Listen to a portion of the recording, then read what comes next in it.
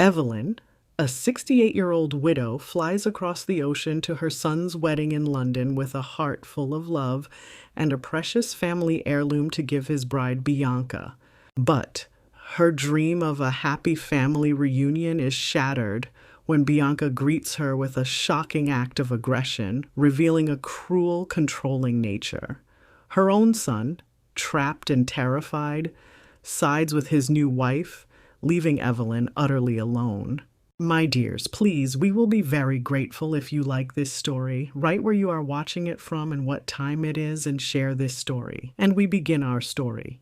I flew 5,000 miles across the Atlantic Ocean to see my only son get married, a precious family heirloom tucked safely in my handbag.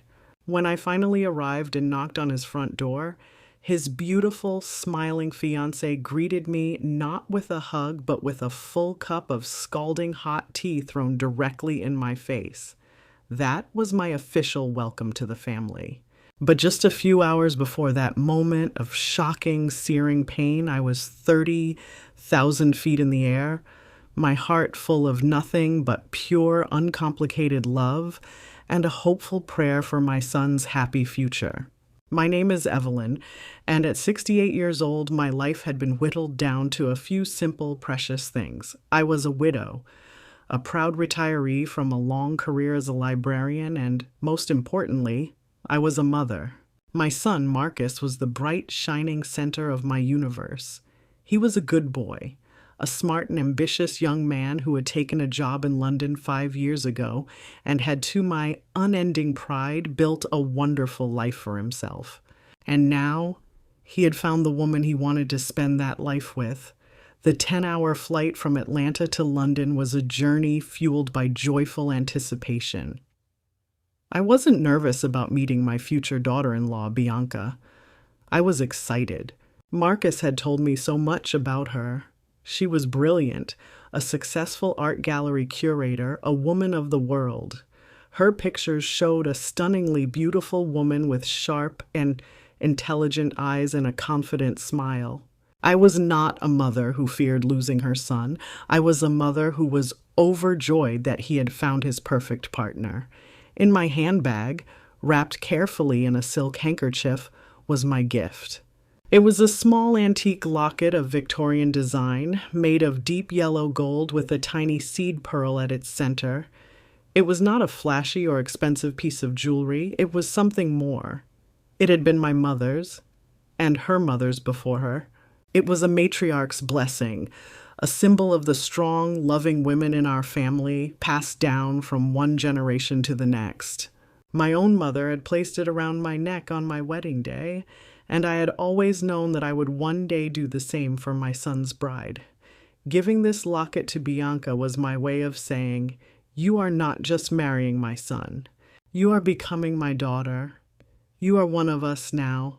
As the plane soared over the dark, empty ocean, I rehearsed the little speech I would give her when I presented the gift. "Bianca," I would say, "this locket has been worn by the women in our family for over 100 years. It is a symbol of our strength, our resilience, and our love. I want you to have it, to wear it, as a sign that you are now a part of that legacy." The words felt right. They felt true. I had no illusions about being a stereotypical mother-in-law. I was a modern woman. I knew my place was not to meddle, not to interfere. My place was to love and support my son and the new life he was building. I was determined to be the best mother-in-law a girl could ask for, a friend, a confidant, a source of unconditional love. The first hint of turbulence, the first sign that my smooth, happy journey was about to hit a patch of rough air, came when Marcus met me at the airport. He looked wonderful, handsome in a tailored coat, but there was a strange, anxious energy about him I had never seen before. "Mom, you made it," he said, hugging me tightly, but his embrace felt tense, his shoulders rigid. "Of course I did, my love," I said, pulling back to look at him. "I wouldn't miss this for the world." "How was the flight?" he asked, his eyes darting around the crowded arrivals hall. "Long but wonderful. I'm just so excited to be here, to finally meet Bianca in person. At the mention of her name, a flicker of something, was it nervousness, fear, crossed his face. "Yeah, about that, Mom," he said, grabbing my suitcase. "Bianca. She's a little stressed. The wedding is in 3 days, and you know how it is. She's a perfectionist, so just be patient with her, okay? She can be a little intense." I simply smiled, my heart full of a deep maternal understanding. Of course the poor girl was stressed. What bride wasn't? "Don't you worry about a thing, Marcus," I said, patting his arm. "I was a bride once, too. I know exactly how to handle it. We'll be the best of friends, you'll see." As I walked through the arrivals gate of Heathrow Airport, my carefully wrapped gift in my handbag and my loving, well-rehearsed speech ready in my heart, I was so full of hope and good intentions that I couldn't imagine anything but a perfect, joyful family reunion. I had no idea that I was not flying to a wedding. I was flying to a war, and I had just stepped onto the battlefield. The drive from Heathrow into the heart of London was a study in my son's rising anxiety. I tried to keep the mood light, asking about his work, about the wedding plans, about the little details of the life he had built here, but his answers were short, clipped, and distracted. He gripped the steering wheel so tightly his knuckles were white. "Mom, I just want to say it again," he said as we navigated a complex roundabout. Bianca has a very artistic temperament. She's under a lot of pressure. The gallery has a big show opening right after the honeymoon, and she's been working around the clock, so if she seems a little distant, it's not you. It's just the stress. "Marcus, my love," I said, patting his arm. "Stop worrying. Every bride is a bundle of nerves. I promise you, I will be the easiest, most accommodating house guest in the history of mothers-in-law. My only job this week is to love and support you both." He gave me a weak, grateful smile, but it didn't reach his eyes. His warning, I was beginning to realize, was not just an apology for his fiancée's stress. It was a desperate plea for me to be careful, as if I were about to enter a cage with an animal he wasn't sure he could control. Their apartment was in a beautiful historic building in Notting Hill, with a pristine white facade and black iron railings. It was the picture of London elegance. But the moment I stepped inside, a strange institutional chill washed over me. The apartment was stunning, decorated with the sparse, impeccable taste of a modern art gallery. The walls were a stark white, the furniture was all sharp angles and unforgiving black leather, and the few pieces of art on the walls were large, abstract, and emotionally cold. There were no photographs. Not a single framed picture of Marcus, of them as a couple, not even of her own family. There was no comfortable clutter, no stack of books by a chair, no sense that people actually lived here. It was a showroom, a carefully curated space designed to be looked at, not lived in. Bianca was standing in the middle of the living room when we entered. She was even more beautiful in person, tall and slender in a severe all-black outfit, her dark hair pulled back in a tight, perfect chignon. She did not move toward me. "You're here," she said. It was not a question or a greeting. It was a simple statement of fact. "Bianca, it is so wonderful to finally meet you in person," I said, stepping forward with my arms open for a hug. She took a half step back and extended a cool, limp hand. "It's a pleasure," she said, her handshake as brief and as cold as a single snowflake. Her eyes, the sharp, intelligent eyes my son had described, did a quick, dismissive scan over my travel-worn clothes, my comfortable shoes, my entire being. I felt, in that single glance, that I had been assessed, categorized, and found wanting. "Marcus, darling," she said, her gaze shifting to my son, her voice suddenly taking on a musical, commanding tone. "Did you remember to pick up the dry cleaning? And you, Evelyn," she said, her eyes flicking back to me, "I hope you don't mind taking your shoes off. The rug is new. I looked down at the pale cream-colored rug that covered the entire living room floor. It was beautiful and completely impractical. I slipped off my shoes, feeling like a chastened child. My son, my confident, successful son, just nodded meekly. "The dry cleaning is in the car, honey. I'll get it in a minute." He was a different person in her presence, smaller, quieter, a subordinate. Bianca then gave me the tour, which was not a tour at all, but a thinly veiled recitation of the house rules. "This is my office," she said, gesturing to a closed door. "I am on a very tight deadline for the new exhibition, so this room is strictly off limits." She led me to the kitchen. The kitchen is my domain. I have a very particular system for how things are organized, so it is probably best if you just let me handle all the meals. She was not setting boundaries. She was drawing battle lines. She was making it clear that this was her territory and I was an intruder, a foreign element that needed to be contained. Finally, she showed me to the guest room. It was as beautiful and as sterile as the rest of the apartment.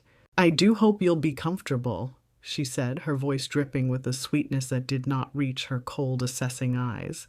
"And please, try to keep your things tidy. I cannot abide clutter." She left, closing the door behind her, and I was finally alone. The dream of a warm, loving welcome, of becoming a second mother to this woman, had dissolved into this cold, strange, and hostile reality. I sat on the edge of the perfectly made bed, my heart a leaden weight in my chest. In my handbag, I could feel the small, hard outline of the box containing the locket. The loving, welcoming speech I had rehearsed on the plane now felt like a foolish, naive joke. But I had to try. I had to make one final, determined effort to break through the wall of ice she had built around this home. For my son's sake. I took a deep breath, stood up, and took the small silk wrap box from my purse. I walked out of my room and toward the kitchen, from where I could hear the clinking of a teapot and cups. I stood in the doorway. Bianca was at the counter, her back to me, pouring boiling water into a delicate porcelain teapot. "Bianca, dear," I began, my voice full of a warmth I was desperately trying to manufacture. "I know you're very busy, but I just wanted to give you something. A little welcome to the family gift." She turned around slowly. Her face was not smiling. It was a mask of cold, polite, and utter contempt. She had been waiting for this, for me to make a move, to try and claim some small piece of emotional territory. She picked up a teacup and saucer and filled the cup with the steaming, fragrant tea. "A gift for me?" she said, her voice a purr of mock surprise that was more terrifying than any shout. "How thoughtful, Evelyn." "You shouldn't have." She took a step toward me. "In fact, allow me to give you a welcome gift in return." And then, with a movement that was as swift as it was shocking, she lifted the cup and threw its scalding contents directly at my face. The searing heat of the tea was a shocking, violent explosion against my skin. I cried out, a sharp, involuntary gasp of pain, and stumbled backward, my hands flying to my face and chest.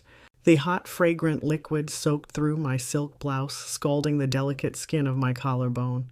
The beautiful antique teacup, a piece from Bianca's perfect matching set, shattered on the pristine floor, the sound a sharp, ugly crack in the curated silence of the apartment.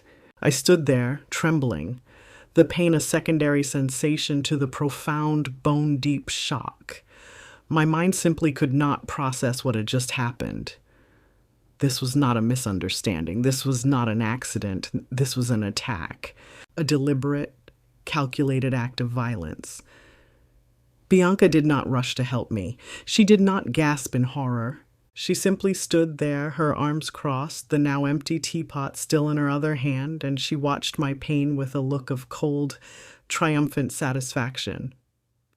"Now you understand," she said, her voice a low, chilling purr. "This is my home. He is my husband. You are a guest, a temporary one. You have no power here, Evelyn. So you can take your little trinkets and your folksy blessings and you can keep them to yourself. It was at that moment that Marcus, my son, rushed into the room, his face a mask of alarm. What was that? What happened? My God, Mom, are you okay? He saw the shattered china on the floor, the dark wet stain spreading across my blouse, the raw red skin of my chest. He rushed toward me, but before he could reach me, Bianca's voice, now transformed into a symphony of frantic, hysterical apology, cut through the air. "Oh, Marcus, darling, it was an accident," she cried, her performance a masterpiece of panicked remorse. "A terrible, clumsy accident. Your mother, she startled me. She came up behind me so quietly, and I was just turning, and my hand, it just slipped. Oh, you poor dear," she said, turning to me, her eyes wide with a completely false sincerity. "I am so terribly sorry. Let me get you a damp cloth." I just stared at her, speechless. The audacity of the lie, the sheer brazen theatricality of it, was as stunning as the assault itself. "She threw it at me, Marcus," I said, my voice a shaking, wounded whisper. I looked at my son, my only child, expecting to see a reflection of my own shock and outrage in his eyes. "She did it on purpose." This was the moment of truth, the moment my son would have to choose. He looked from my pained, pleading face to Bianca's tear-streaked, hysterical one. He looked at the wreckage on the floor, at the clear evidence of a violent act, and he made his choice. "Mom, please," he said, his voice a low, desperate plea.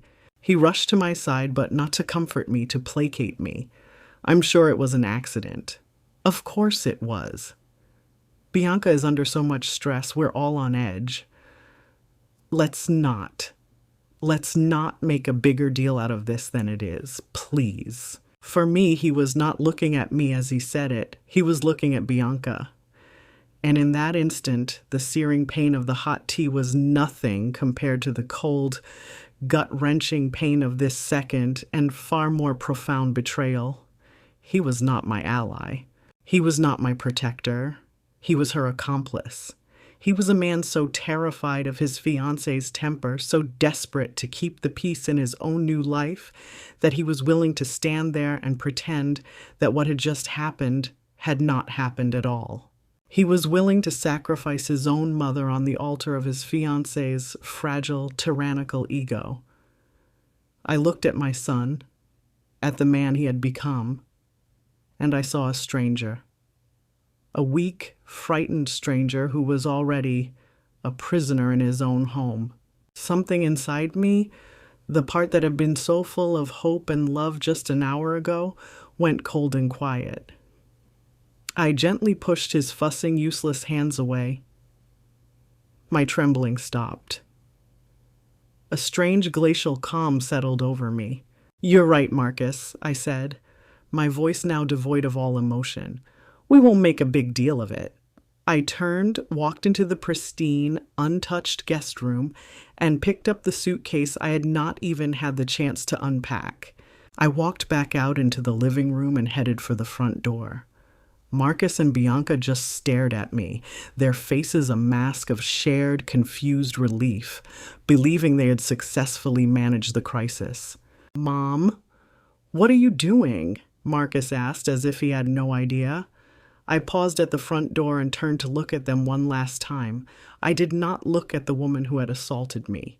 I looked directly at my son, the boy I had raised, the man I no longer knew. "I am going to a hotel," I said, my voice a quiet, heartbreaking whisper of finality. "I flew 5,000 miles to welcome a new daughter into our family." I gave a small, sad shake of my head. "It seems I have lost a son instead. I will see you at the wedding." And with that, I walked out of that cold, perfect apartment, closing the door softly behind me, leaving them alone with the wreckage of the family they had just destroyed. The hotel room was beautiful, expensive, and completely soulless.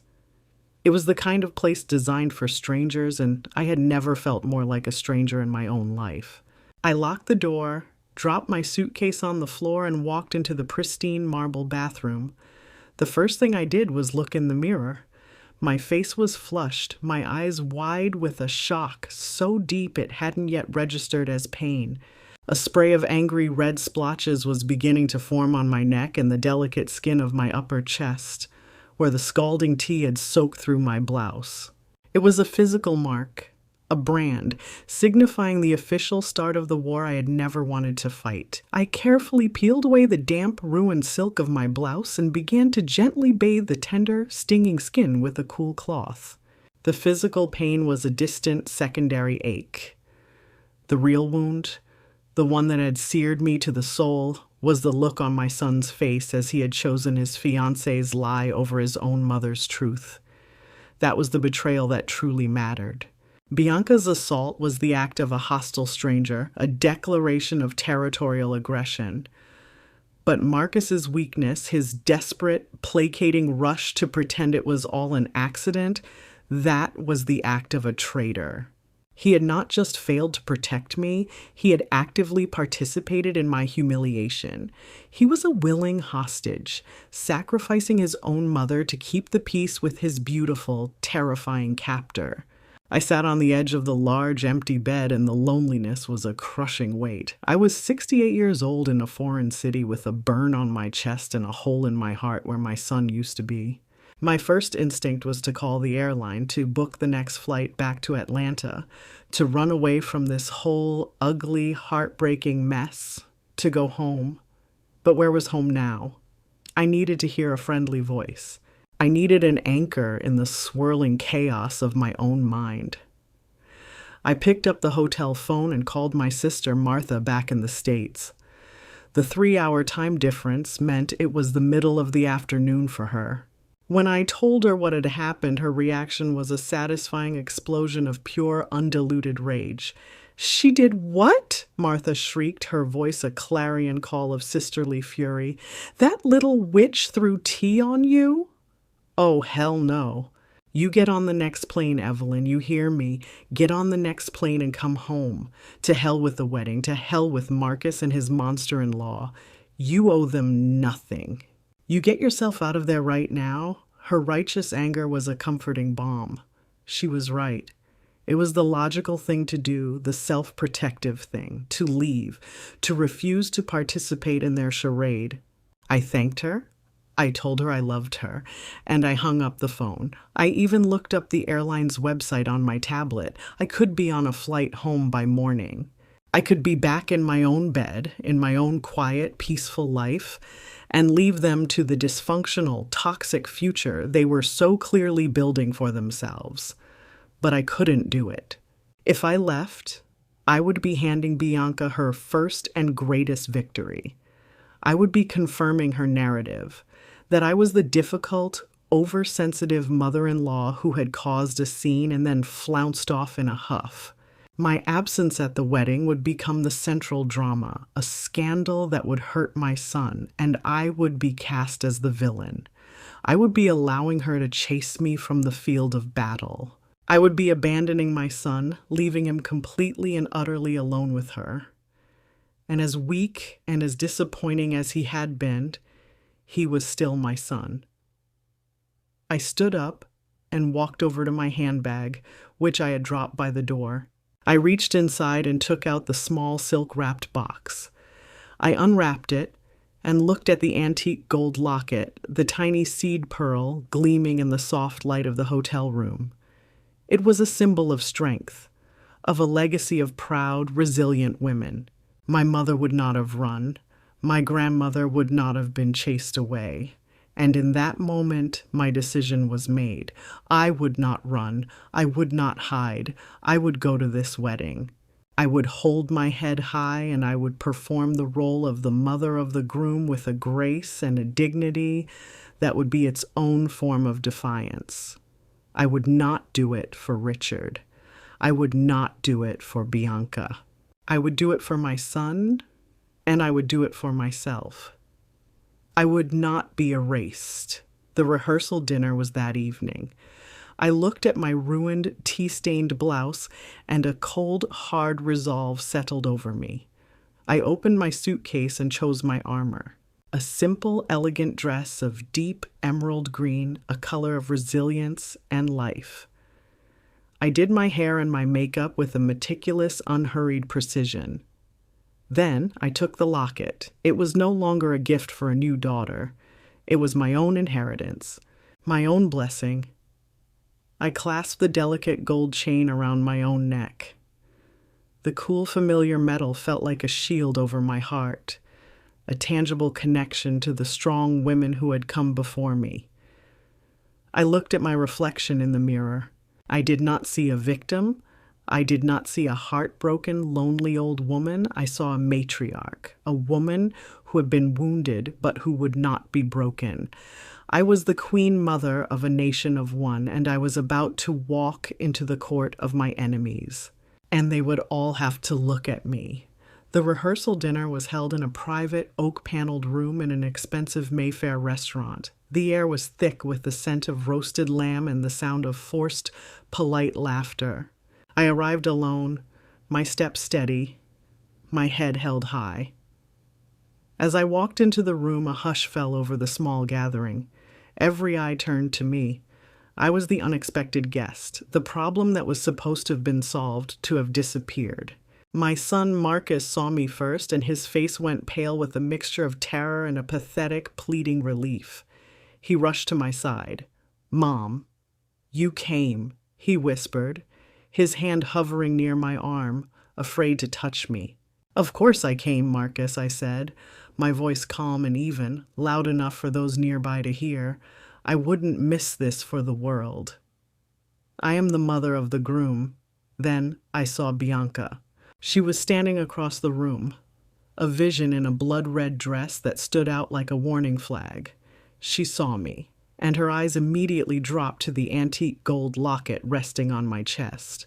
I saw her perfect, smiling mask tighten for a fraction of a second. She understood the message instantly. This was not a woman who had come to surrender. This was a woman wearing her armor. Her smile became a little brighter, a little more brittle. The Cold War had officially begun. The dinner was a masterclass in psychological warfare, with Bianca as its undisputed general. I was seated at the head table, a seat Marcus had clearly fought for, placing me directly in her line of fire. For the entire meal, she conducted a subtle but relentless campaign of microaggressions, each one a tiny poisoned dart aimed at my composure. She began by complimenting my locket. "Evelyn, what a truly historic piece of jewelry," she said, her voice carrying across the table. "So traditional." "It's so brave of you to wear something with so much family history attached to it." The implication was clear. I was a relic, old, out of date, and attached to a past that was no longer relevant. I simply smiled, my fingers gently touching the warm gold. "Yes, it is," I said, my voice pleasant and calm. "It's a symbol of the strong, resilient women in my family. I wear it to remind myself of where I come from and of the strength I carry with me." I held her gaze. "It's a great comfort." She moved on, telling a story about Marcus's childhood, a story I had told her on one of our early, hopeful phone calls. But she retold it with a slight, cruel twist, making my son sound clumsy and foolish, all while framing herself as the one who truly understood his quirky, artistic nature. I did not correct her. I just let her talk, a small, knowing smile on my face, allowing her to reveal her own character with every word she spoke. She would interrupt me. She would ask me a question and then turn away to speak to someone else before I could answer. Each act was designed to diminish me, to show the table and to show Marcus that I was irrelevant, that my voice did not matter in this new world she was building. And through it all, my son just sat there, a silent, neutered hostage, his gaze fixed on his plate, his only contribution to the evening an occasional nervous laugh at one of his fiancée's jokes. The speeches were the final performance of the evening. Bianca's father, a quiet, intimidated man, gave a short, mumbled toast. Marcus then stood up, his hands trembling as he held his speech. He spoke of his love for Bianca, of how she had changed his life, of his excitement for their future. His eyes kept darting nervously in my direction, a silent, desperate plea for my approval, for my complicity. I gave him a polite, serene smile, the smile of a benevolent stranger. After the dinner, as the guests were mingling, I found myself alone on a small private balcony overlooking the London streetlights. I was breathing in the cool night air when she appeared beside me, a wraith in a red dress. The performance was over. "I don't know what game you think you're playing," she hissed, her voice a low, venomous whisper, "but I promise you, you will lose. He is mine now. This house is mine. This life is mine. You are nothing. A ghost from a past he has already forgotten." I turned to face her, the city lights a glittering backdrop. I did not feel fear. I did not feel anger. I felt only a cool, profound, and almost scientific curiosity. "My dear," I said, and my voice was so calm, so devoid of the emotion she so desperately wanted to provoke that it made her flinch. "You seem to be under the impression that we are in a competition for my son." "You are mistaken," I gave her a small, serene smile. "You can have him. After seeing his performance tonight, I'm not sure the prize is as valuable as you think it is." Her face, for the first time that night, registered pure, unadulterated shock. "I'm not here to fight you, Bianca," I continued, my voice as gentle as a surgeon's scalpel. "I'm simply here to bear witness. I want a front row seat. I want to watch you. I want to see exactly what kind of woman my son has chosen to spend the rest of his life with. And I must say, the show so far has been utterly fascinating." I smiled one last, genuine smile, and I walked away, leaving her standing alone on that balcony, speechless and utterly disarmed. I had turned her threat into an observation, her declaration of war into a research project. She had wanted a rival, a weeping, hysterical mother-in-law to vanquish. I had just become a scientist, and she was the creature, thrashing and exposed under my microscope. I returned to the sterile silence of my hotel room, my heart a steady, rhythmic drum. The emotional exhaustion of the evening was immense, but underneath it, I felt a new and unfamiliar sensation, a sense of my own power. For 30 years, I had been a wife and a mother, my identity defined by the needs and desires of others.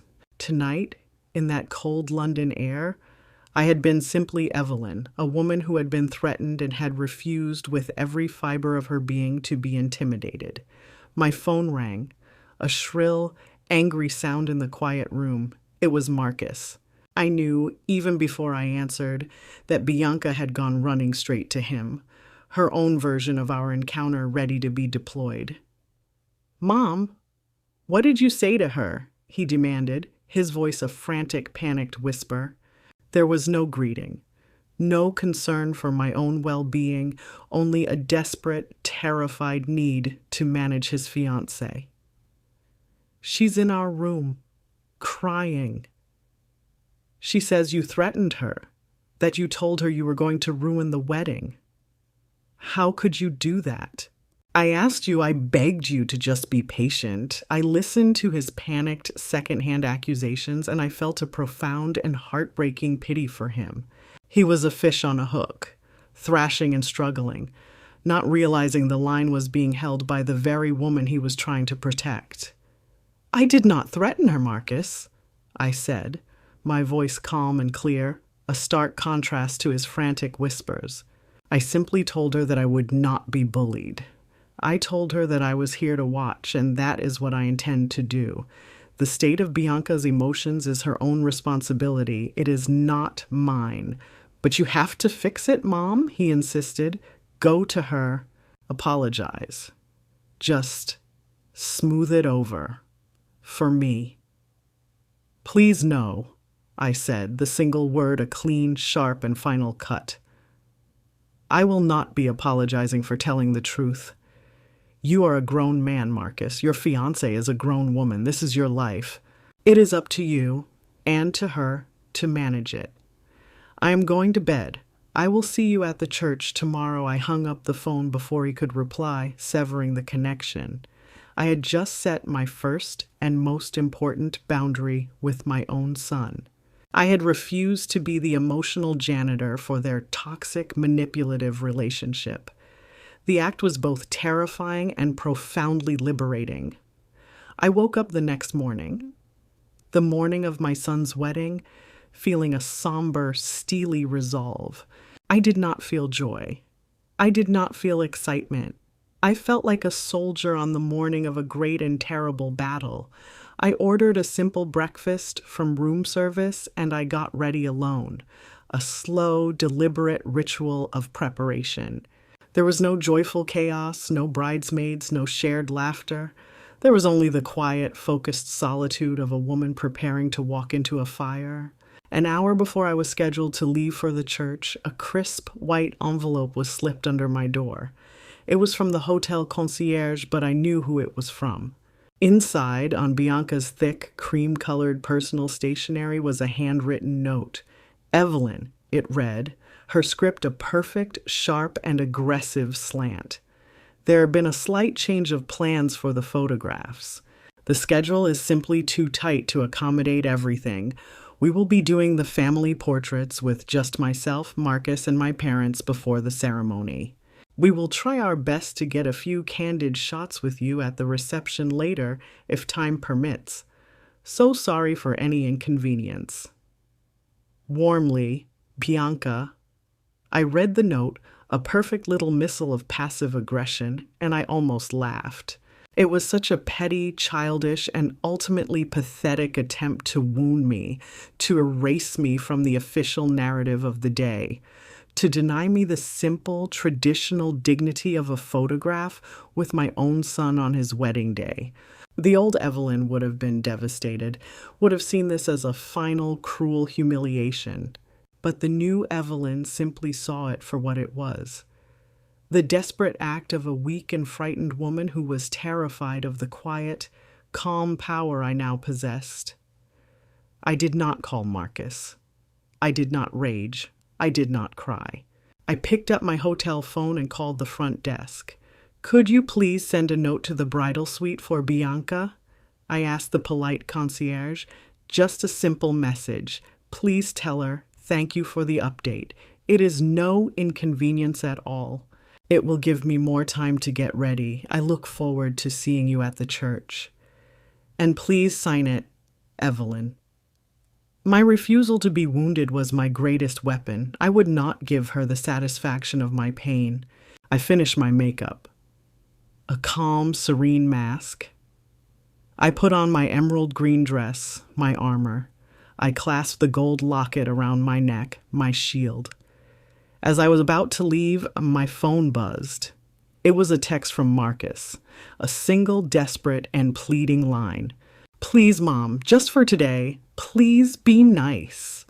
I looked at the text message, at this plea from my son to be nice in the face of his fiancée's relentless psychological warfare, and then I looked at my own reflection in the mirror. The woman looking back was not fragile. She was not a victim. She was a queen and the mother of a king who had forgotten his own strength. "Oh, I'll be more than nice, Marcus," I whispered to the reflection of the calm, smiling and unbreakable woman in the mirror. "I will be perfect.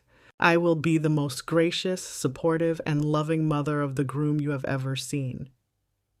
I gave my reflection one last, steady look. And they will never in a million years understand the beautiful, terrible cost of my smile.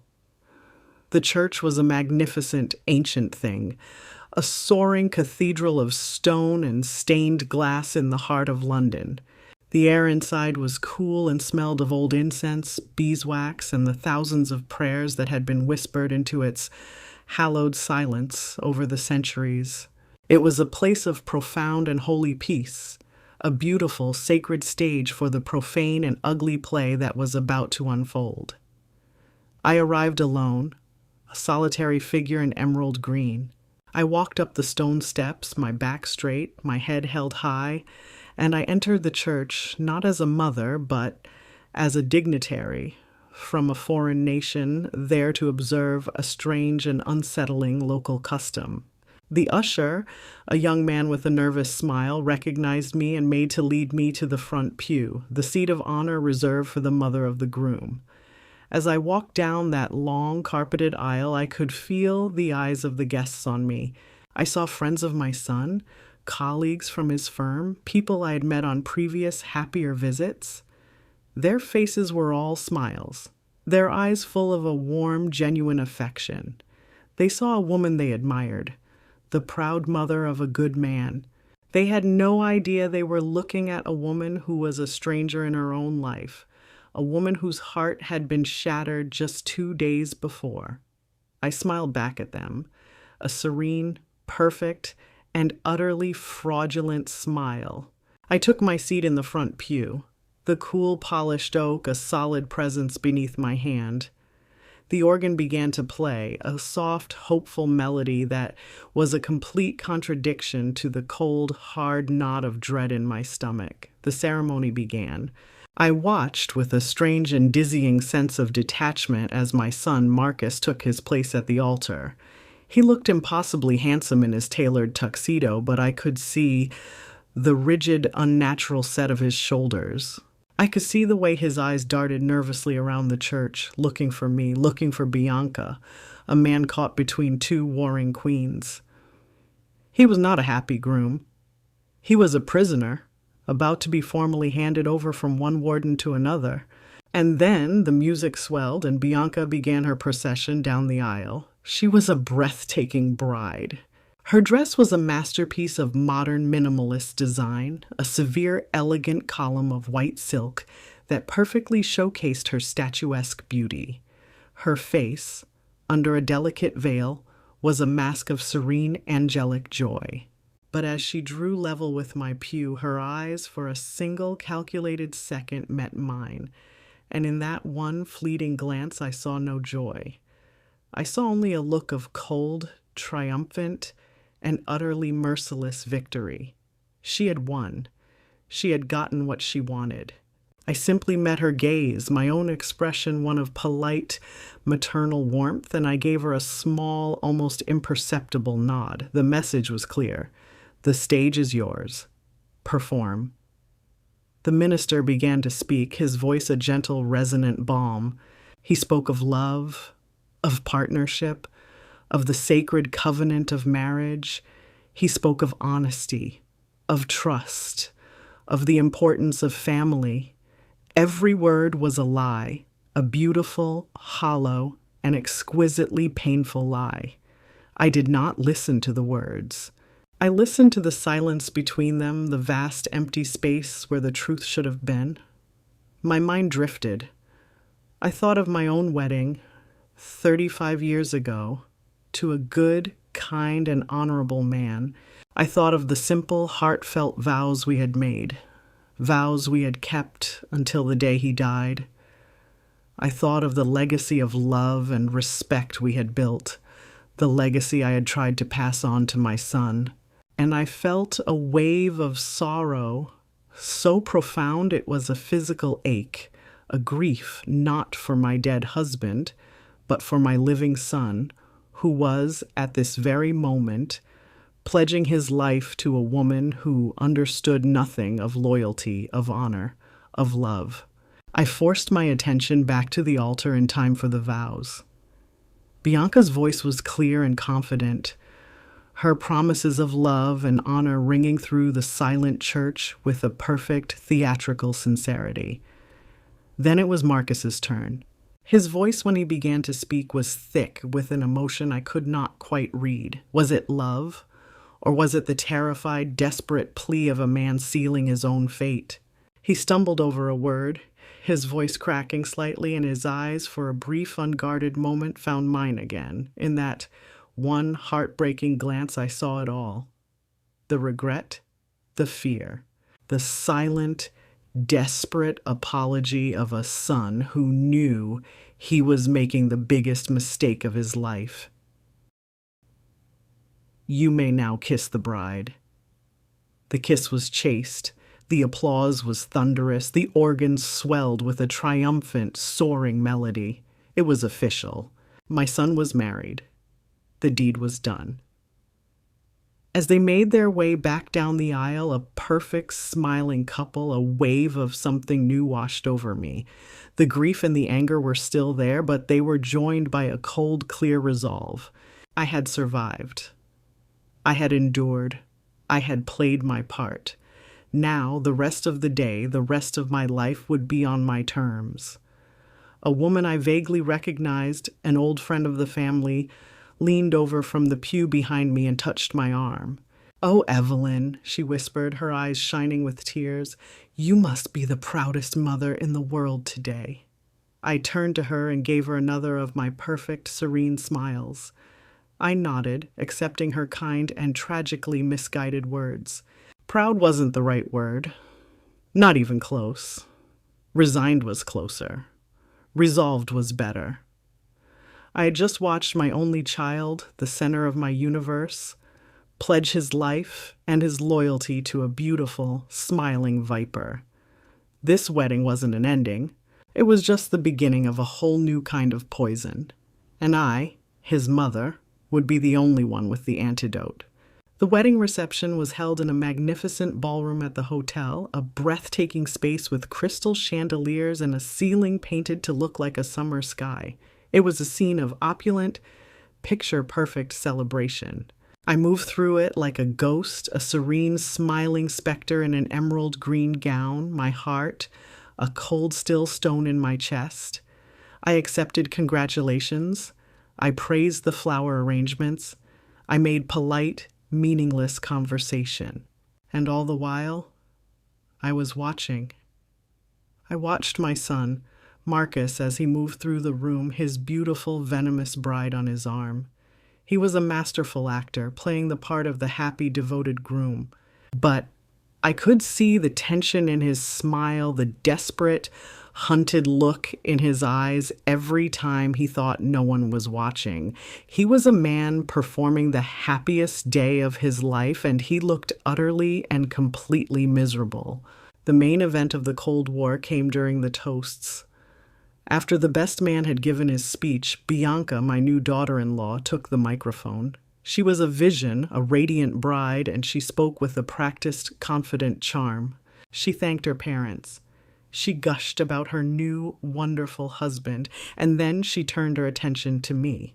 "And I want to give a very, very special thank you to my new mother-in-law, Evelyn," she said, her voice dripping with a false, saccharine sincerity that made the fine hairs on my arms stand up. She raised her glass in my direction. "Who flew all the way across an ocean to be here with us." It must be so incredibly difficult for a mother to let her only son go, to finally accept that another woman is the center of his universe now. She gave a small, pitying smile. "Evelyn, we are all so grateful for your sacrifice. We hope that in time you'll find your own happiness again." To Evelyn. The room, oblivious to the poison in her words, erupted in a smattering of polite applause.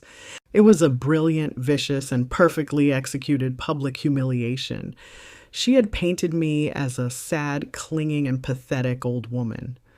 A tragic figure to be pitied, all while cloaking it in the language of a loving tribute. I saw the look of smug, triumphant victory on her face as she sat back down. A few minutes later, the MC announced that the mother of the groom would like to say a few words. A surprised murmur went through the room. It was not on the schedule. I saw the look of pure, panicked terror on my son's face. I saw the flash of fury in Bianca's. I stood and walked to the microphone, my movements calm and deliberate. I looked out at the sea of expectant faces. "Good evening, everyone," I began, my voice clear and steady. "I will not keep you long." I simply wanted to add my own blessing to this beautiful, joyous occasion. I smiled, a warm, maternal smile. A mother's greatest wish is not to be the center of her son's universe forever.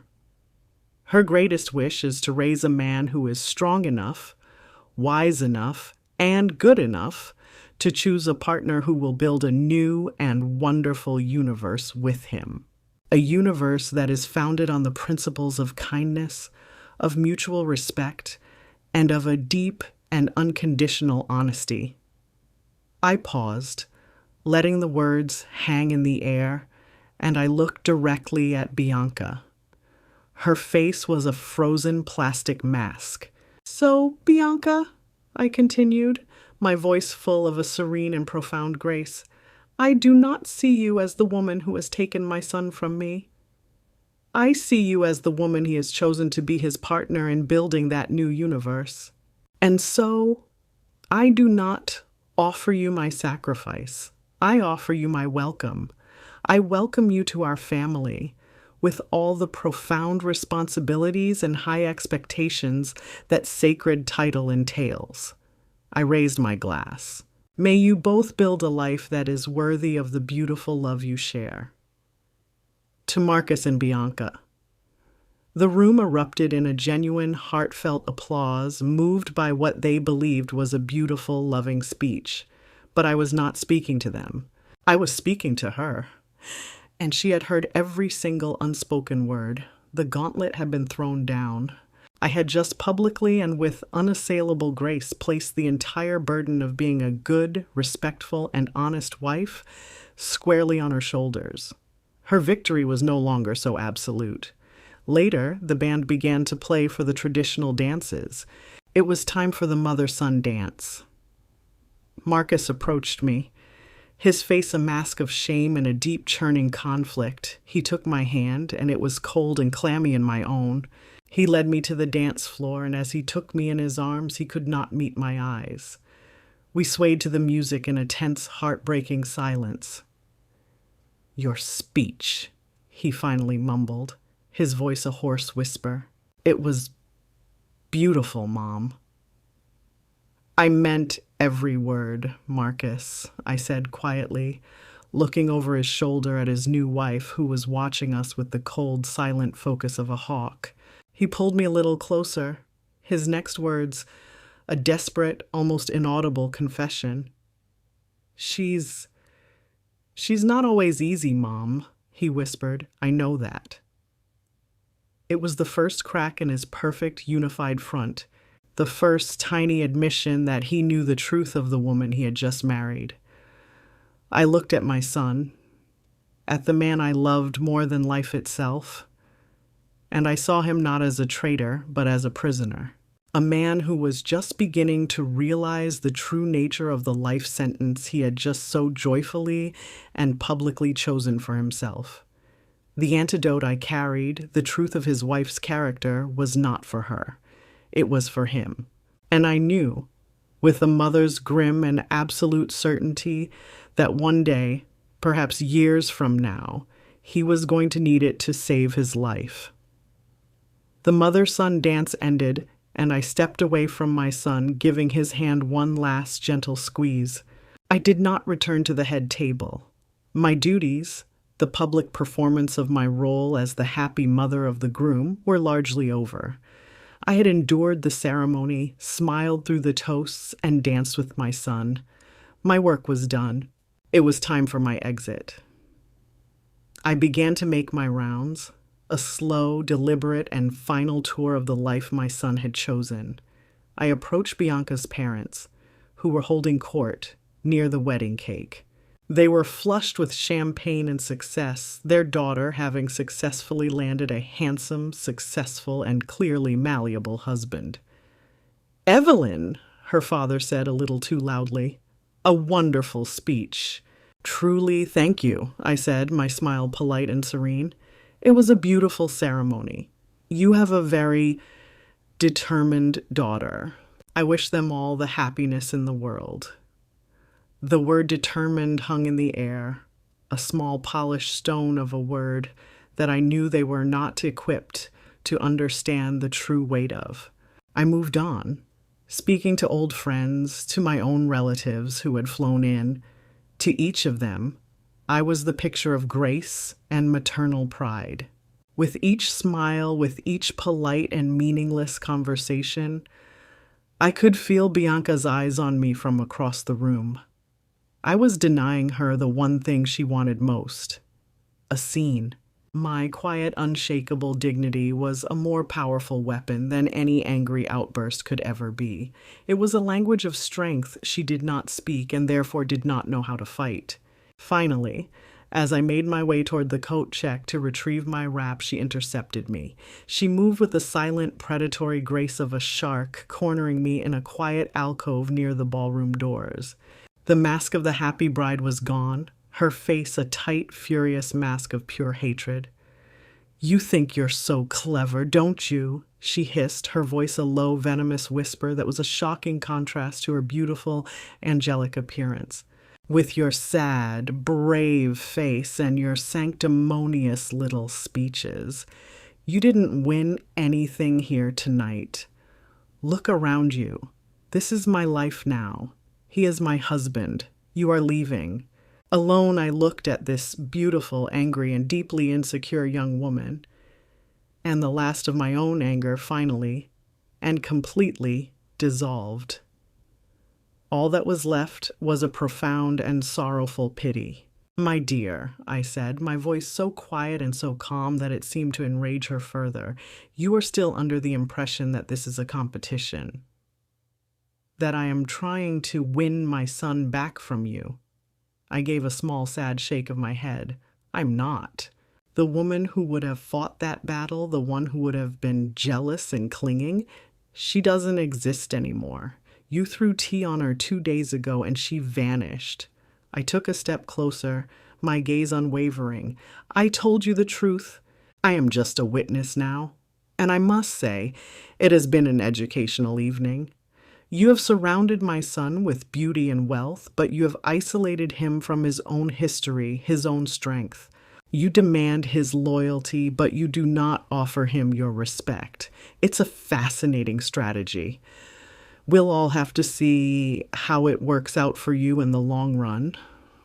Before she could form a reply, I offered her one last devastating piece of advice. From one woman to another, Bianca, a man who will not defend his own mother from an attack will never, ever find the strength to truly protect his wife from the world. You should remember that I turned to leave, but Marcus was suddenly there, his face a mask of panicked desperation. He must have seen us talking. "Mom, don't go," he pleaded, his voice a low whisper. "Please, stay. We can all have breakfast in the morning. We can talk this out." I looked at my son, my beautiful, broken, and completely lost son. I reached out and gently cupped his cheek, a gesture I had not made since he was a little boy. "No, Marcus," I said, my voice full of a love that was now clean and clear, stripped of all illusions. "I am not staying. I came to London for your wedding. The wedding is over. My work here is done." I let my hand drop. "I love you, my son, more than you can possibly imagine. And my home will always be your home. My door will always be open. But it will be open to you, the man I raised, not to the husband you are pretending to be. When you are ready to be that man again, you know where to find me." I kissed him on the cheek, turned and walked away, leaving him standing there, a silent, tragic figure caught between the woman who had given him life and the woman who was now determined to consume it. I walked out of the Grand Hotel and into the cool, dark London night. The city lights blurred past the window of my taxi, a glittering, indifferent river. I felt a sense of exhaustion so profound it was a physical weight, but underneath it, there was a feeling of clean, quiet victory. The wedding was over. I had lost my son to a beautiful, cunning dragon, but I had left him a map out of the cave and a promise of a safe harbor at the end of his journey. The rest of that journey, I knew, he would have to make on his own. All I could do now was go home. And wait. The flight back across the Atlantic was the mirror opposite of the one that had brought me to London. The journey over had been a flight of joyful, naive anticipation. The journey home was a long, quiet, and somber retreat. I was not a mother-in-law, not a wedding guest. I was a refugee, returning to the safe harbor of my own life, leaving the wreckage of my sons behind me. When I walked through the door of my own quiet, sunlit house in Atlanta, the sense of relief was so profound it was a physical sensation. I breathed in the familiar, comforting scent of my own books and lemon polish, and I felt the tight, coiled knot of tension that I'd been carrying for 5 long days begin to finally, slowly unwind. I had survived. My first act was to put the antique locket back in its velvet-lined box, its work as my armor was done. Now, it was once again just a precious memory, a symbol of the strong women in my family. I had, I hoped, been one of them. Life settled back into its peaceful, predictable rhythm. I had my book club, my volunteer work at the library, my garden. I reconnected with my friends, my sister, the small, warm community that was my real family. I did not tell them the whole sordid story of what had happened in London. I simply said that the wedding was beautiful and that my new daughter-in-law was a very formidable woman. They understood from the quiet finality in my tone not to ask any more questions, but my new, peaceful life was haunted by a ghost. A ghost in London, a ghost who was my own son. The days turned into weeks, and the weeks turned into a month, and the silence from Marcus was absolute. I had left the door open for him, but I had to live with the terrifying, heartbreaking possibility that he would never find the strength or the will to walk through it. In my darkest moments, the doubts would creep in.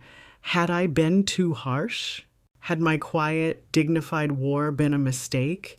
Should I have just swallowed the insults, endured the disrespect, for the sake of keeping a connection to my only child?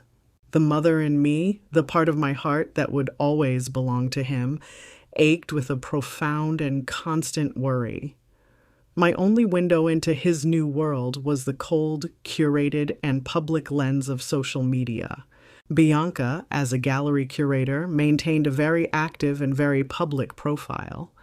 And for the first few months after the wedding, it was a flawless performance of newlywed bliss. There they were, smiling in Paris, their arms around each other. There they were, clinking champagne glasses at a glamorous art auction. There they were, the perfect, beautiful, successful couple. I looked at the photographs, and the woman who had lived through the tea incident, the woman who had stood on that balcony, saw what a casual observer would not. I saw the lie. I looked at my son's eyes, and in every single photograph, his smile was a perfect, handsome, and completely hollow performance. He was an accessory in his own wife's life, a beautiful, well-dressed prop to be displayed at her side. I, the scientist, the witness, continued to watch. After about 3 months, a subtle shift began. The photographs of them together became less frequent. The posts were more about Bianca. Bianca at a gallery opening, Bianca with a famous artist, Bianca being celebrated in a magazine. Marcus was a background figure if he was there at all. Then I saw it. The first undeniable crack in the facade. Bianca posted a series of photos from a huge, important exhibition she had curated. In one of the last photos in the series, a wide shot of the adoring crowd, I found him. He was in the back corner of the room, almost completely obscured by a large sculpture. He was alone, holding a drink, staring into the middle distance with a look of such profound and bone-deep loneliness that it was a physical pain to see. He was a ghost at his own wife's coronation.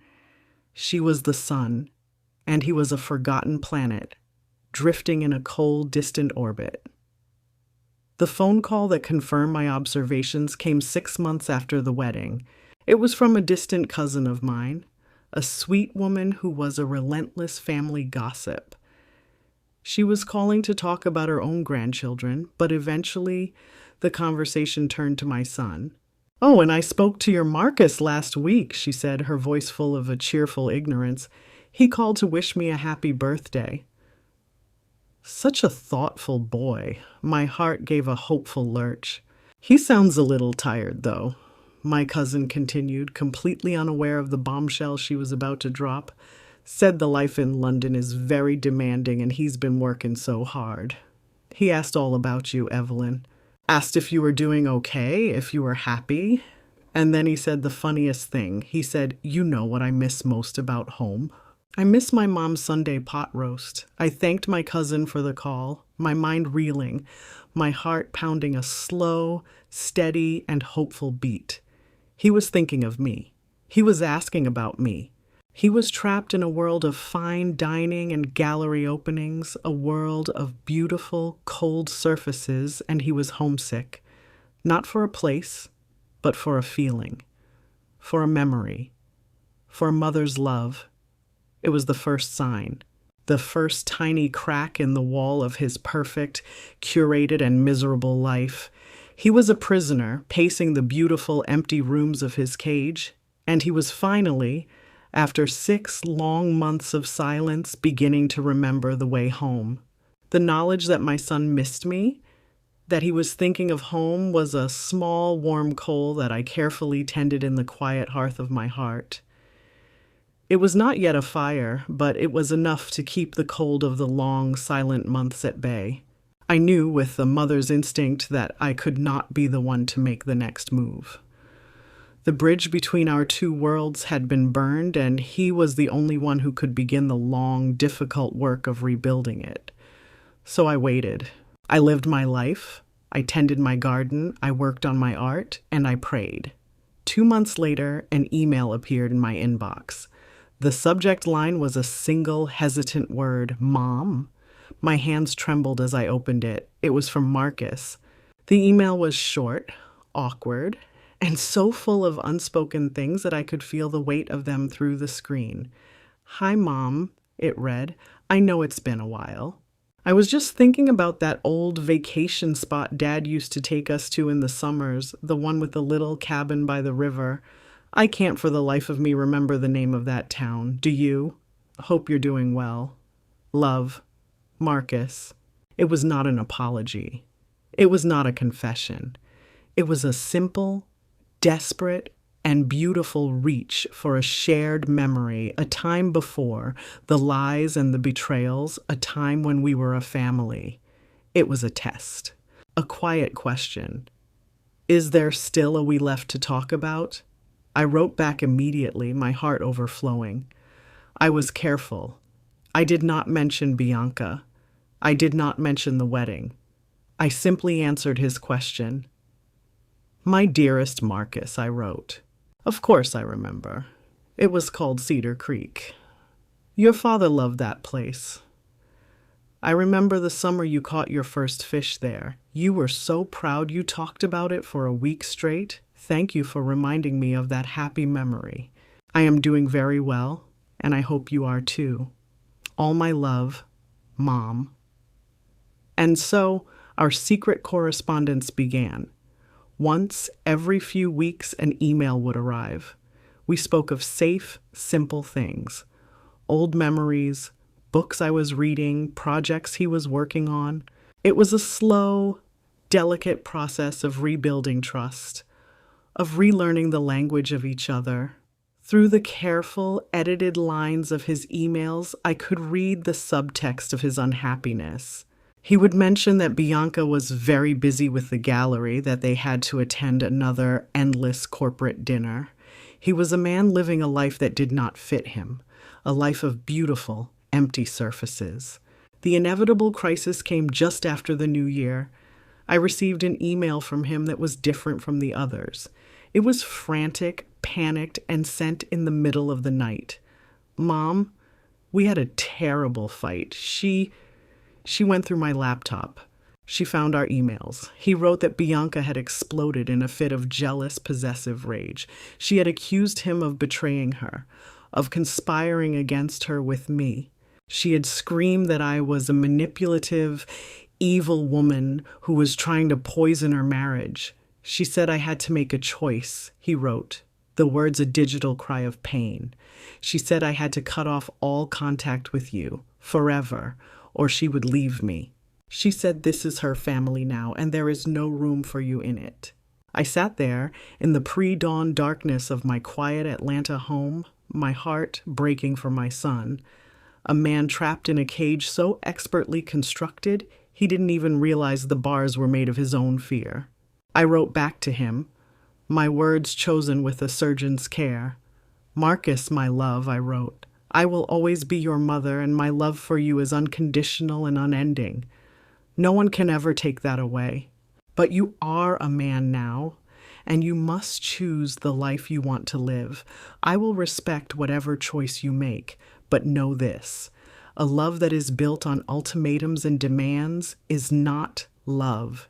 It is control. My door and my heart will always be open to you, whenever you are ready.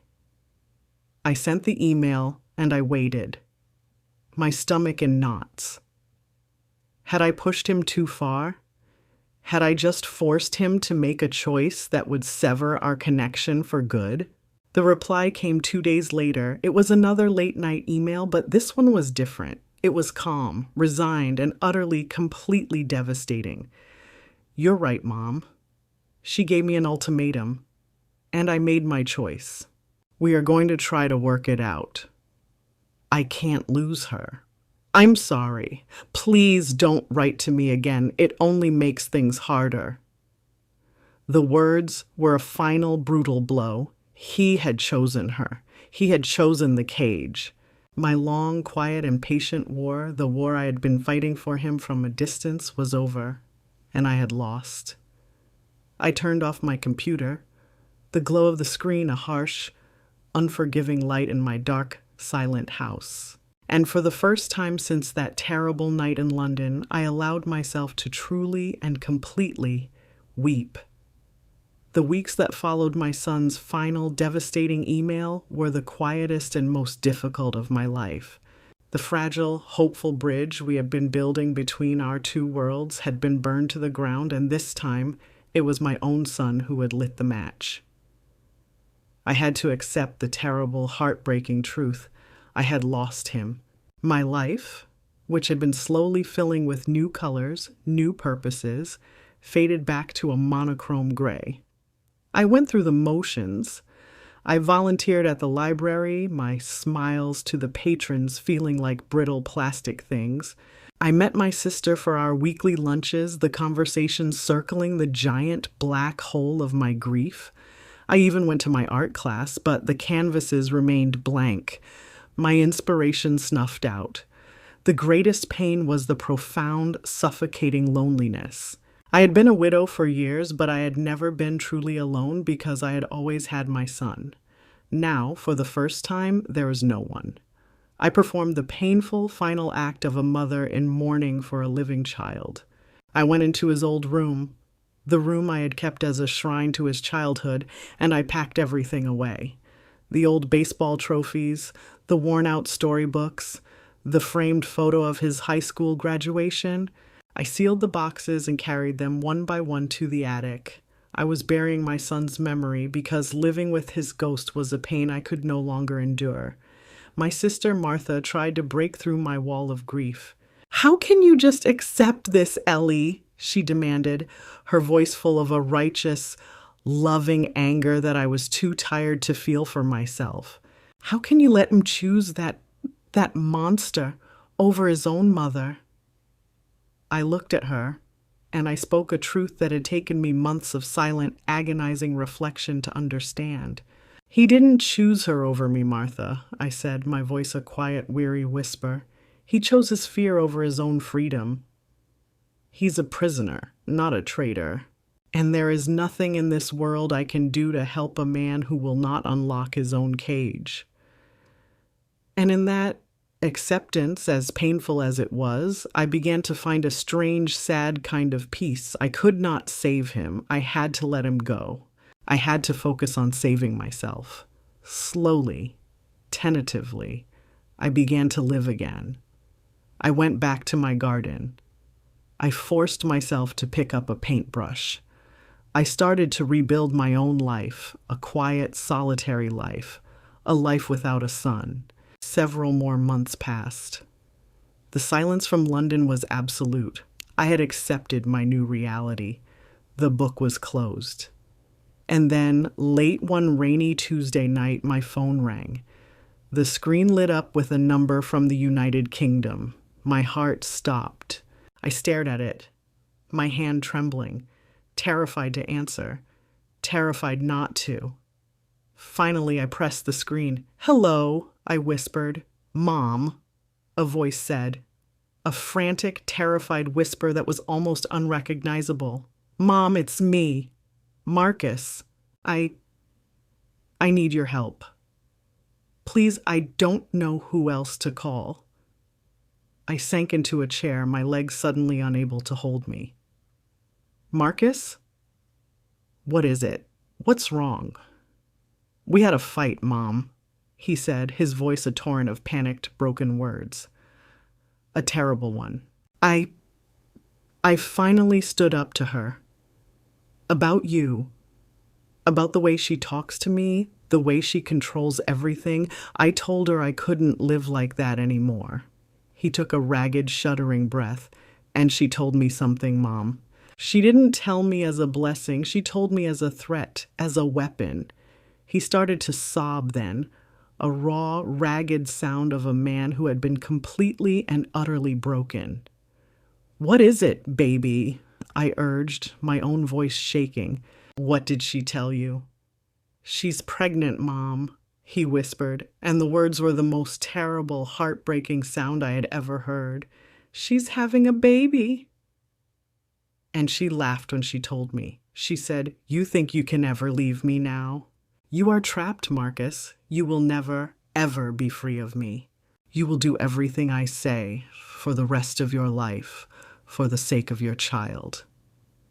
I listened to my son's desperate, broken words, and the profound grief in my heart was suddenly and completely consumed by a surge of pure, cold, maternal adrenaline.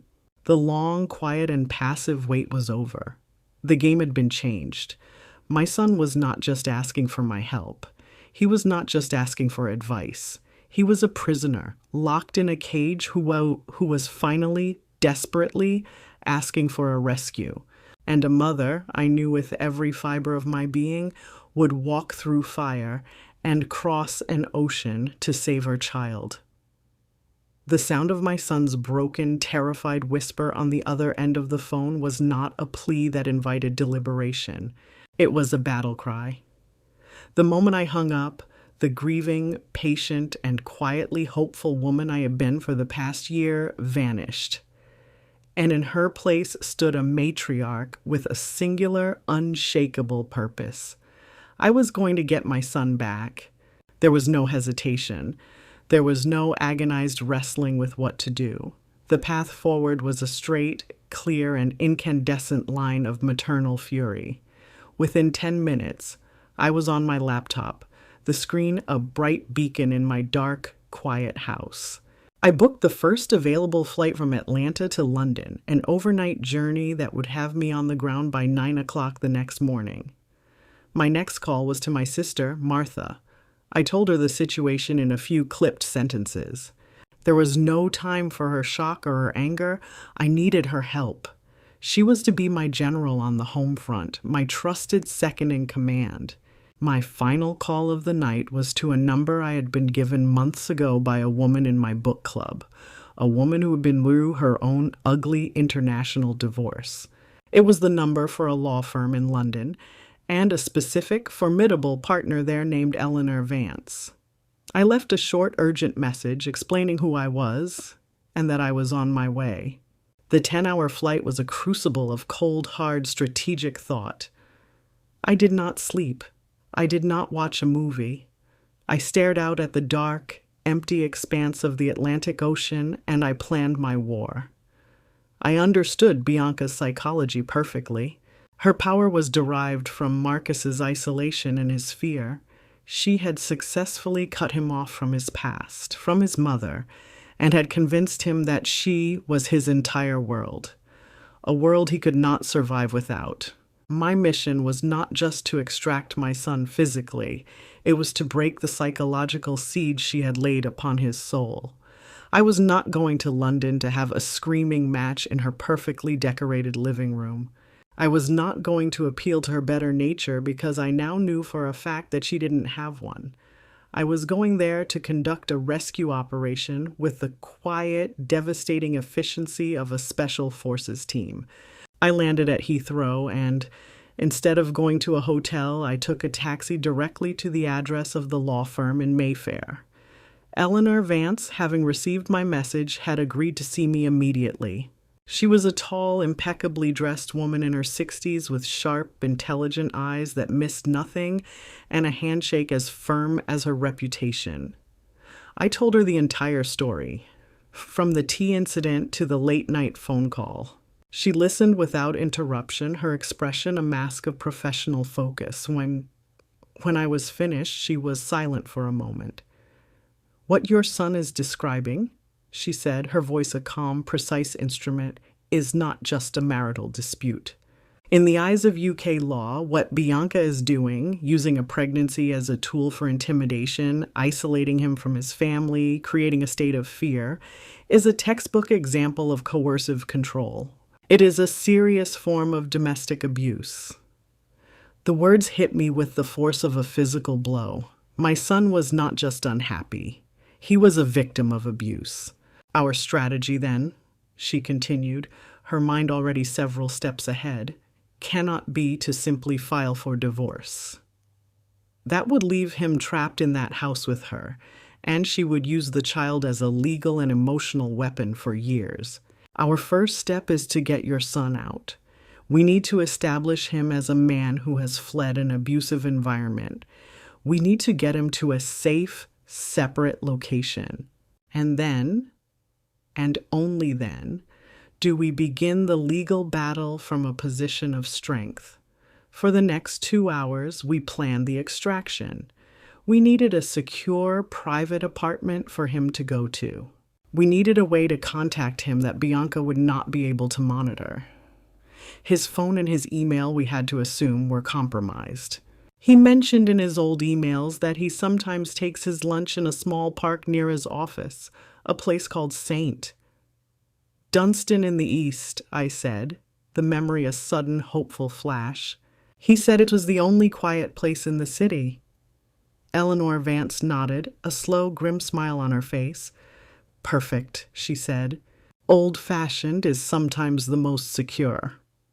That afternoon, one of her junior associates, a discreet and professional young man, was dispatched. He went to the park and waited. He had with him a simple sealed envelope. Inside was not a long, pleading letter. Inside was a key to a new, fully furnished apartment we had just secured, the address printed below it, and a simple, untraceable burner phone, and beneath that, a single handwritten sentence from me. "The door is open, my son. I am here. All you have to do is walk through it." I spent the rest of that day in my own hotel room, waiting. The fate of my son, the success of our entire desperate gambit, now rested on a single choice that he had to make. He could finish his lunch and walk back to the beautiful, perfect prison where his captor was waiting. Or he could find the last hidden reserves of his own courage and take the first terrifying step toward freedom. All I could do, from a few miles away, was bet my entire heart that the son I had raised was, somewhere deep inside, still a man who was brave enough to walk.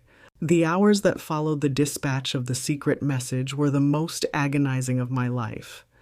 I sat in my quiet hotel room, a prisoner of my own desperate hope.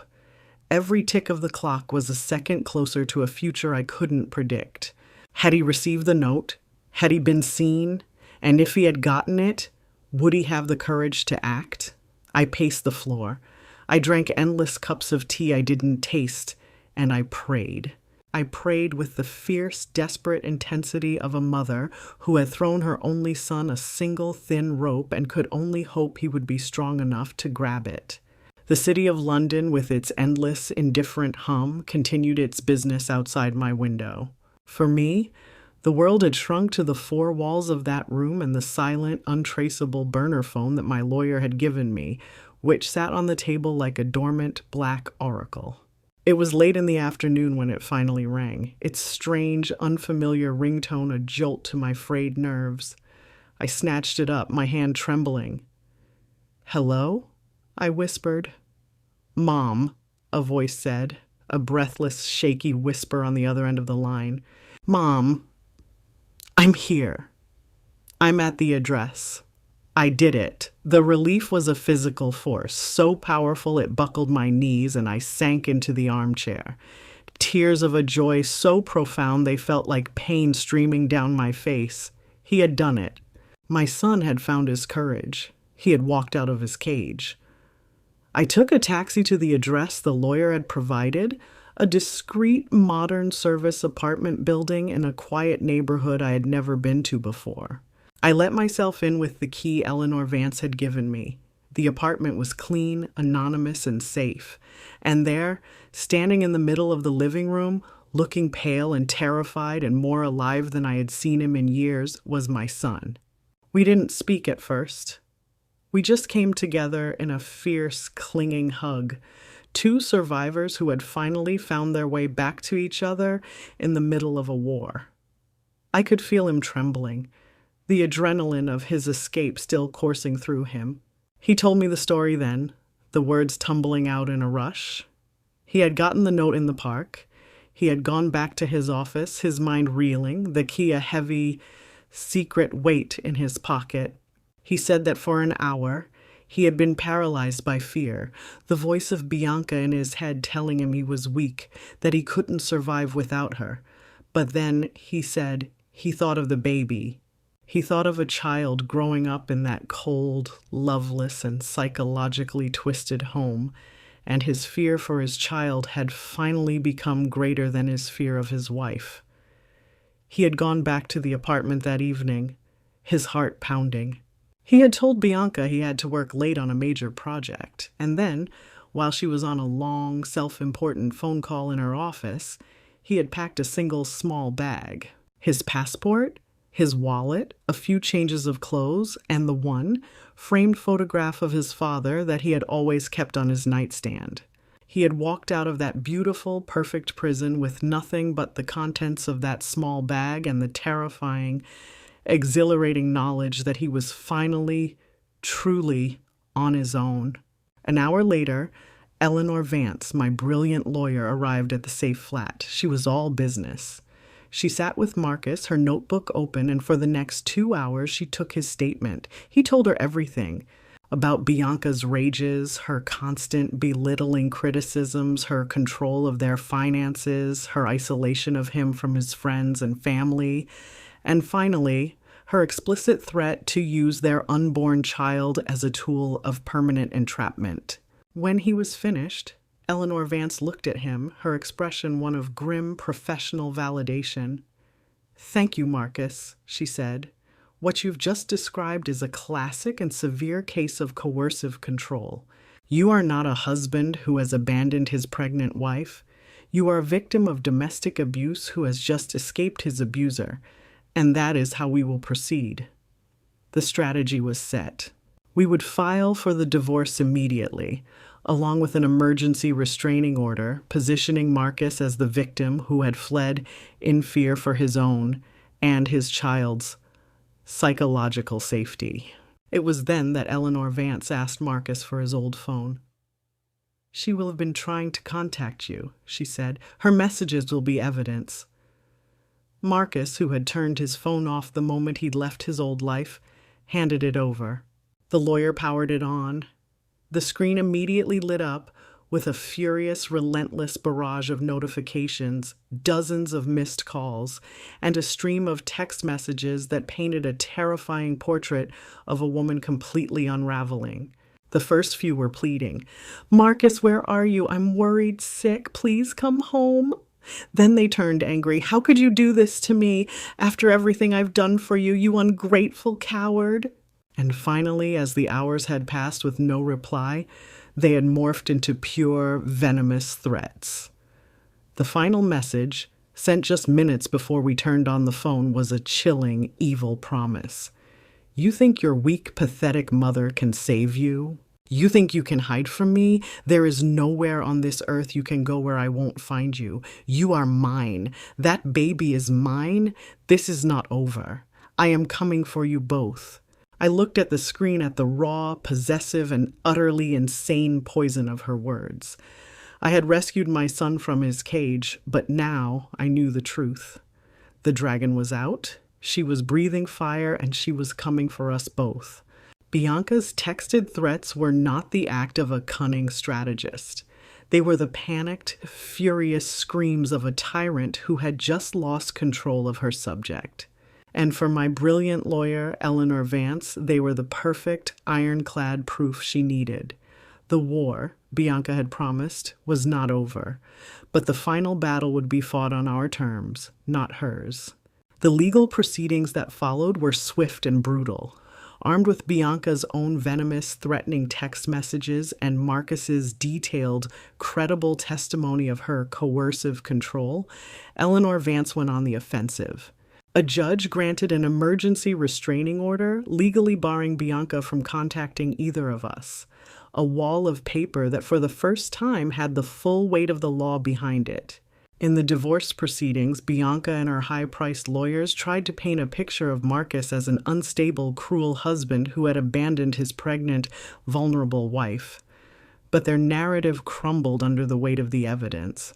Eleanor Vance presented the timeline of Bianca's control, her isolation of Marcus, her threats to use their unborn child as a tool of entrapment. Bianca's beautiful, tragic victimhood was revealed to be a calculated, abusive performance. The final divorce decree was not the great victory she had anticipated. The court, seeing her instability, granted her primary custody of the child, but with a strict supervised visitation schedule for Marcus and a clear path to gaining more access as the child grew. The financial settlement was a fraction of what she had expected. A fair and equitable division that did not reward her for her bad behavior. The empire she had tried to build on the foundation of my son's submission had crumbled to dust. 3 months later, my granddaughter was born. Her name was Lily. The day Marcus held his daughter in his arms for the first time, I watched as the last of the fear, the last of the haunted, hunted look in his eyes, was replaced by a fierce, profound, and unconditional love. He was no longer a victim, no longer a son in need of rescue. He was a father, and his life from that moment on had a singular, beautiful, and unwavering purpose. The year that followed was one of quiet, steady, and joyful reconstruction. London, a city that was now a landscape of painful memories for my son, was not a place to build a new life. We came home. Marcus, with his small daughter, moved back to Atlanta. He found a small apartment just a few blocks from my house, and we, the 3 of us, began the slow, beautiful work of building a new kind of family. Marcus found a new job. Not in the high-pressure world of international business, but as a project manager for a local nonprofit that built community gardens. He was happier, calmer, and more fulfilled than I had ever seen him. His entire world now revolved around his daughter, Lily, and he was the most doting, patient, and loving father I could have ever imagined. And I was a grandmother. The title, which I had thought would never be mine, was now the greatest joy of my life. My days were filled with the happy, chaotic energy of a toddler. My quiet, orderly house was now a place of scattered toys, of sticky fingerprints on the windows, of the beautiful, magical sound of my granddaughter's laughter. Bianca remained a distant, peripheral figure. She had her visitation rights, but her interest in motherhood seemed to wane when it could no longer be used as a tool of control. She was a ghost from a different life, a story that no longer concerned us. This afternoon, 2 years after that terrible, fateful trip to London, I am sitting on my porch swing. My garden is in full bloom. Marcus is pushing a now 3-year-old Lily on the small swing set he built for her in my backyard. Her delighted squeals are the most beautiful music in the world. I am wearing my mother's locket. I reach up and open it. On one side is the old, faded black and white photograph of my own mother, a woman of quiet strength. On the other side, in the space I had once hoped to fill with a picture of Bianca, is a new, tiny color photograph of my beautiful granddaughter, Lily. I looked at the two faces in the locket, the beginning and the future of my family's legacy, a chain of strong, resilient, and loving spirits. I had flown across an ocean to welcome a new daughter into my family and had been met with a war I did not ask for.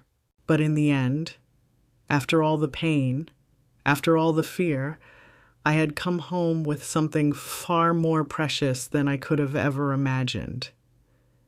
I hadn't gained a daughter-in-law. I had gained a granddaughter. And I had, finally, completely and for good, gotten my son back.